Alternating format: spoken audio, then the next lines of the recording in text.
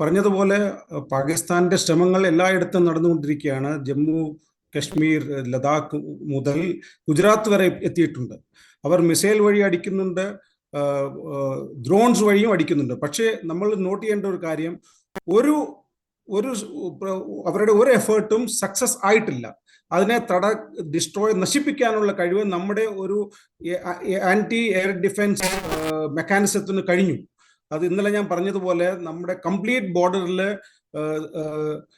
C-400 മുതൽ L-70, ഷിൽക്ക, ZU-23 പോലെ പല പല എയർ ഡിഫൻസ് ആയുധങ്ങൾ ഉപയോഗിച്ച് ഒരു ശൃംഖല തന്നെയാണ് നമ്മൾ വെച്ചിരിക്കുന്നത്.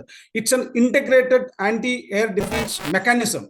അതുകൊണ്ട് അവർക്ക് ചെയ്യുന്ന ഒരു പ്രയത്നത്തിലും ഒരു സക്സസും ഒരു വിജയവും നേരുന്നില്ല എന്നതാണ് അവർക്ക് മനസ്സിലായത്. So that's a big morale booster for us. നമ്മുടെ പട്ടാളക്കാർക്ക്, അതിർത്തിയിലുള്ള പട്ടാളക്കാർക്ക് ഒരു ബിഗ് മൊറാൽ ബൂസ്റ്ററാണ്. 100% സക്സസ് നമുക്ക് ഇതുവരെ കിട്ടിയിട്ടുണ്ട്. അവർക്കൊന്നും ഒരു നാശനഷ്ടവും നടത്താൻ പറ്റിയിട്ടില്ല.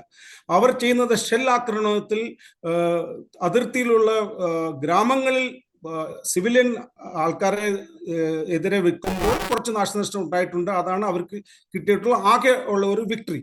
So that is A point two B noted. അത് രണ്ടാമത്തെ കാര്യം പറയുന്നത് വെച്ചാൽ, ഇപ്പോൾ ഒരു എസ്കലേറ്ററി ലാഡറിൽ നമ്മൾ നിൽക്കുന്നത് ഒന്നാം ഘട്ടത്തിലാണ്. ഒരു നിർണായക ഘട്ടത്തിലാണ് നമ്മൾ നിൽക്കുന്നത്. എന്ത് ചെയ്യുന്നതും നമ്മൾ ചെയ്യുന്നതും അവർ ചെയ്യുന്നതും അതിർത്തിയുടെ ഈ വശത്ത് നിന്നാണ്. So it's A stand of attack.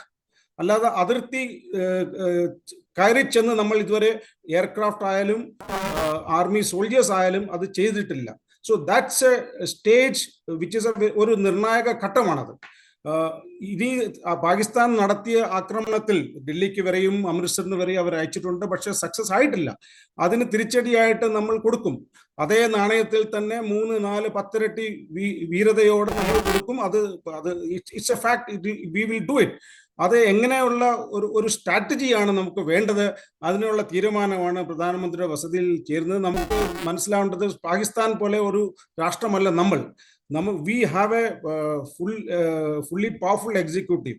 ഞാൻ ഇന്നലെ പറഞ്ഞതുപോലെ ഇന്ത്യക്ക് ഒരു മിലിറ്ററി ഉള്ളപ്പോൾ പാകിസ്ഥാൻ മിലിറ്ററി അല്ല, പാകിസ്ഥാന്റെ മിലിറ്ററിക്ക് ഒരു രാജ്യമുണ്ട്. സോ അവിടെ ഡിസിഷൻ എടുക്കുന്ന, തീരുമാനങ്ങൾ എടുക്കുന്നത് ആരാണ് എന്ന് ആർക്കും അറിയാൻ പറ്റില്ല. നമ്മൾ മാധ്യമങ്ങൾ കണ്ടതാണ്, അവരുടെ ഡിഫൻസ് മിനിസ്റ്റർ പറയുന്നത് എന്താണെന്ന് അങ്ങേർക്ക് പോലും അറിയില്ല. അവിടുത്തെ പ്രധാനമന്ത്രിയാണോ ഡിസിഷൻ എടുക്കുന്നത്, തീരുമാനം എടുക്കുന്നത്, ചീഫ് ആണോ അതോ കോർ കമാൻഡേഴ്സ് ആണോ തീരുമാനം എടുക്കുന്നതെന്ന് ആർക്കും അറിയത്തില്ല. സോ ഈ ഡ്രോൺ അറ്റാക്കും മിസൈൽ അറ്റാക്കും വരുന്നത് കോർ കമാൻഡേഴ്സിന്റെ ഓർഡേഴ്സ് അനുസരിച്ചായിരിക്കും. So it's a confusion state in Pakistan. ആരാണ് എന്തെടുക്കുന്നതെന്ന് അറിയാൻ പറ്റില്ല. So we have to be prepared. അതിന് നമ്മൾ റെഡിയായിരിക്കുകയാണ്. ഏത് രീതിയിലും റെസ്പോണ്ട് ചെയ്യാൻ വേണ്ടി നമ്മൾ റെഡിയായിരിക്കുകയാണ്. So we are fully confident of any action that we need to take. അതാണ് നമുക്ക് മനസ്സിലാക്കേണ്ട ഒരു കാര്യം.